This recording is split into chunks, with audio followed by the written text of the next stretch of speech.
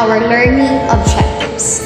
The first one is able to know the differences between a teacher-centered approach to adaptation and a learner-centered approach to adaptation. Second, empowers the students to learn by focusing and assessing. Third, differentiate the teacher and a learner-centered approach. And fourth, be able to know the benefits and characteristics of teacher and learning-centered approach. And now, we have the adapting materials. Despite the fact that it seems a relatively research discipline, in many ways an adapting materials is an inevitable process as it is always carried out as part of classroom practice. The simple fact of using a piece of teaching or learning materials inevitably means adapting it to the particular needs of a specific teaching and learning scenario. These are the following sections outline the process of materials adaptation from different points of view. These are a teacher's learning-centered approach to adaptation and a learner-centered approach to adaptation. In a teacher-centered approach to adaptation, the teacher is the only one who facilitates or elaborates more what was accounted as certain learning materials. Therefore, inside the teacher-centered classroom, the educator does almost all the talking while students continue to listen and remain silent. Therefore, the teacher performs all tasks while the students are the passive learners. Characteristics in teaching-centered approach to adaptation. Teacher encourages students. In this approach, the teacher encourages students to focus completely to the teacher. He or she has the responsibility to impart and deepen the information to students. Teacher must be knowledgeable. In this approach, it is vital that teacher has lots of knowledges and experiences to share with his or her students because this makes the teacher discussion more interesting and the students will easily acquire and apply in a real life scenario. Teachers and professors act as the sole supplier of knowledge, and under the direct instruction model, teachers often utilize systematic scripted lesson plans. Teacher-centered instruction is fairly low-tech, often relying on the use of textbooks and workbooks instead of computers. In this approach, teacher-students collaboration is not very good.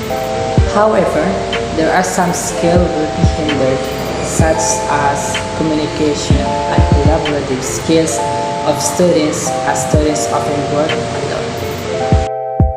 Let's say, for example, a teacher studies the materials he wants to discuss to the students. Later on, as they are going to start, only the teacher is the base for all. It depends on the teacher if he or she will proceed to the next topic. We've all been told that students need to be able to construct their own knowledge to improve their critical thinking skills. So why will we consider a teacher-centered approach to instruction? In education, there is not a one-size-fits-all methods that works for all students in all situations. There are times when a teacher will need to momentarily abandon constructivism in favor of more traditional classroom settings. So, let's discuss some benefits of a teacher-centered classroom that can add up our idea how beneficial it is. Benefits of a teacher-centered classroom. First, order in class. One of the benefits of a teacher-centered is that students are quiet as the teachers exercise full control of the classroom and activities. Second, fully controlled. Being fully controlled by the instructors, this will help minimize lots of concern that students may be missing key material. Third, comfortable and confident. The teacher will be confident and also comfortable, for she or he will have the full authority of the class. Last is focus. The students will always know where to focus their attention on the teachers. However, knowing the benefits of teacher-centered classroom, we have also drawbacks of this method. First, only works best when the teacher can make the lesson interesting. It is true because if the students will not be interested, the student may get bored, their minds may be wander. Because of that, the students may miss key information. Second, students have less opportunity. These have less opportunity to develop their communication and critical thinking skills. What is learner-centered approach? Unlike in a teacher-centered classroom, in a classroom that uses learner-centered approach, both educators and students share an equal focus. Most significantly, the higher level of student-teacher interaction is visible in a learner-centered approach. Here, learners do not play the role of excessive listeners.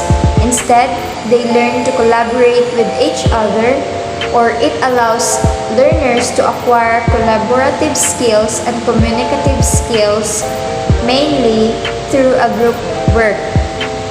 In addition, it gives learners the freedom to acquire knowledge independently and logically by asking questions.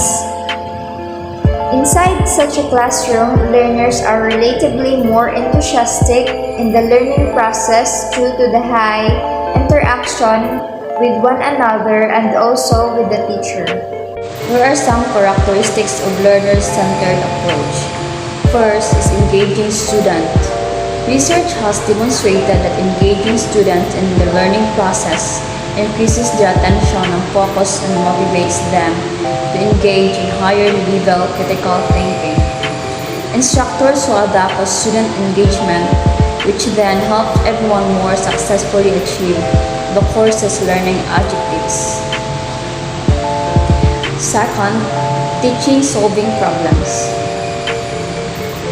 Solving problems can occasionally be challenging.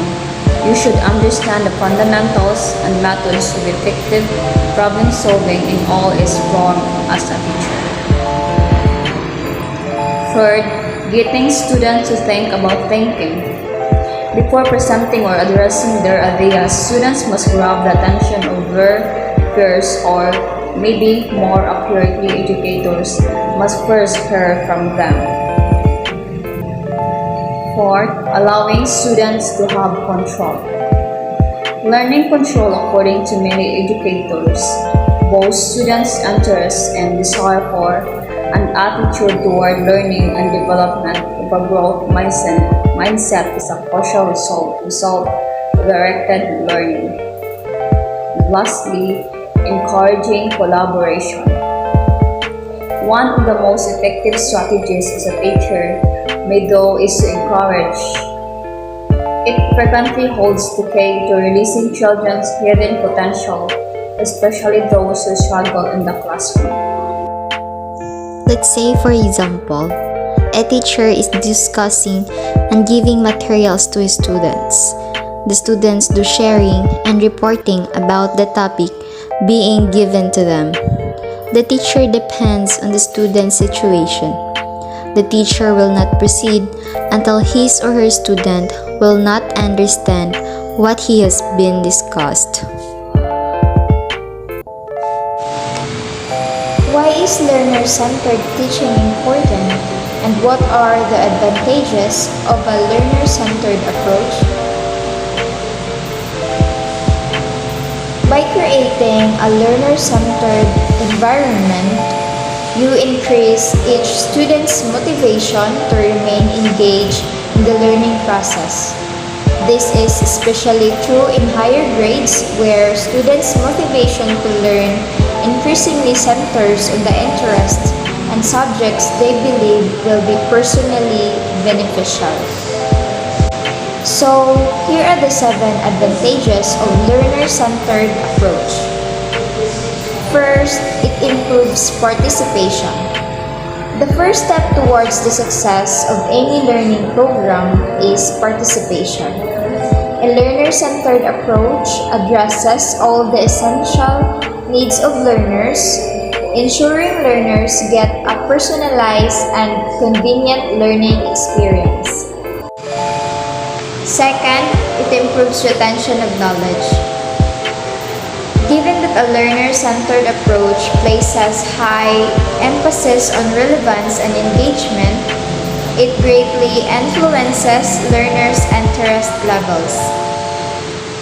The learner-centered approach shifts the focus from traditional learning, which emphasizes only on graphs and PowerPoint slides, to learning with more engaging and simulating content. Third, boost performance at work. A typical learner-centered learning course will have a lot of scenarios, case studies, role plays, and other engaging and interactive content. Will help learners grasp the content more effectively.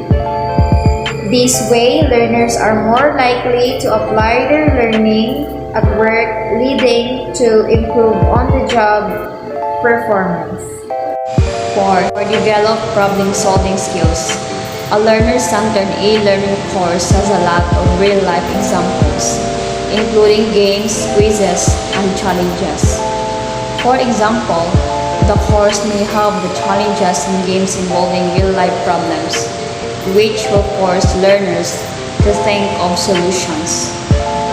This kind of trainings develop problem-solving skills, which is useful when learners encounter similar problems at work. 5. Fosters collaborative learning.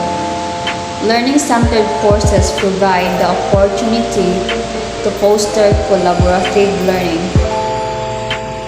You should design e-learning courses in such a way that learners have to involve their peers or superiors in completing the course. Alternatively, the courses should have certain group exercises which makes learners come together to solve problems and thereby share learning. This approach not only encourages collaboration but also fosters teamwork. Number 6. Makes learning more fun. Use of games and stories in the e-learning make learnings more fun. A learner-centered approach provides a lot of choices to learners. For example, if a particular course involves research, learners should be given choices of topics for research. Likewise, learner-centered e-learning courses use lots of different mediums, such as videos, podcasts, practical assignments, and etc. With these elements, learning is no longer perceived as boring and monotonous. Number 7. Facilitates personalized learning. All learners do not have the same learning needs. Some may just like to understand the basics of a concept, while some may like to understand the course in detail. Also, some learners may already have some knowledge about a topic, whereas some of them will be entirely new to the concept. A traditional e-learning course will treat all learners the same way and may not respond to the needs of different types of learners.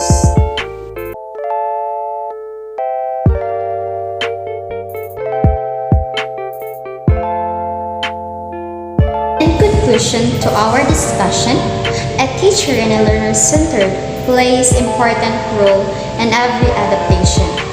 Listening to our learners is a big help which can create and deepen the understanding of a student before proceeding to another topic. This still comes from the traditional teaching-centered concept of teachers feeding knowledge to the class. The importance of adaptation is whether a teacher and a learner centered is that they can be more creative, develop critical thinking. Most importantly is the interactional competencies which adopted from the materials being used.